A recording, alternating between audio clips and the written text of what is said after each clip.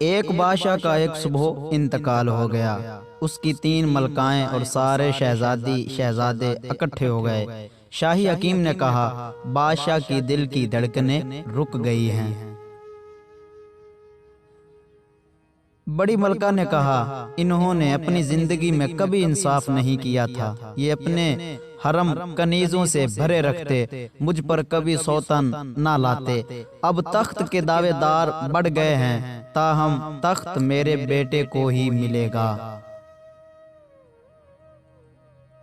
دوسری بیوی نے کہا، تخت ملے گا یا شاید تختہ، کیونکہ میرے بیٹے بھی جوان ہیں۔ انہوں نے مجھ پہ بھی ظلم کیا۔ مجھے کہا، تم میری محبوب ملکہ بنو، تم ہی حکمرانی کرو گی، اور اب میرے بچے کریں گے۔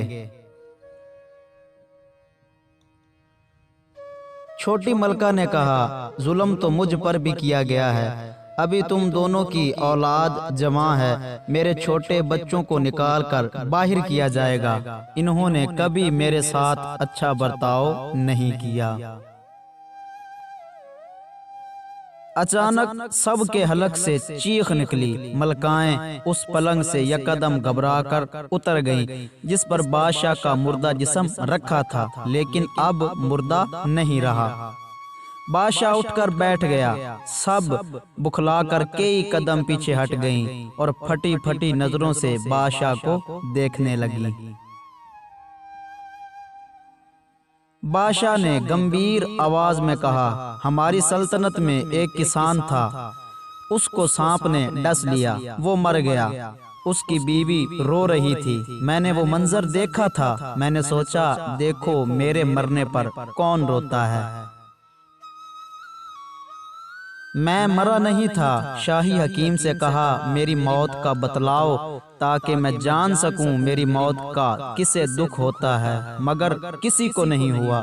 سبھی کو اپنی پڑی تھی کہ اس کے ساتھ انصاف نہیں ہوا۔ بڑی ملکہ، تمہارا باپ اپنی سلطنت کھو چکا تھا۔ تم لوگ بڑی کسمبر سی زندگی گزار رہے تھے۔ موجودہ زندگی اس سے بہتر نہیں کی جو تم اتنے گلے کر رہی تھی۔ میری پیاری دوسری بیوی، تمہیں تو یاد ہی ہوگا، تمہارا باپ ایک معمولی سا پھل فروش تھا۔ ہم نے اسے کتنی جاگیر عطا کی اور تمہیں اپنی ملکہ بنایا۔ تمہیں اب بھی لگتا ہے کہ تمہارے ساتھ انصاف نہیں ہوا۔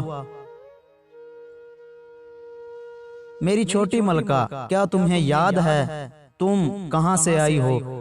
تمہیں ڈاکوؤں کے ایک قافلے سے میرے سپاہی بچا کر لے آئے تھے، اور میں نے تم سے پوچھا تم کیا چاہتی ہو، اور تم نے کہا میری داسی بننا چاہتی ہو، تو میں نے تمہیں اپنی ملکہ بنا لیا۔ میں نے ساری عمر تم لوگوں کو دنیا کی ہر چیز دی، اور تم میں سے کوئی بھی میری موت کا سن کے ایک آنسو بھی بہانے پر تیار نہ تھا۔ میری نظروں کے سامنے سے دفع ہو جاؤ۔ کل اگر تم میں سے کوئی بھی یہاں نظر آیا تو جلاد اس کی گردن اڑا دے گا۔ تم لوگوں کو دولت کی ہوس ہے۔ وزیر اعظم تم لوگوں کو خزانے کا ایک کثیر حصہ دے دے گا۔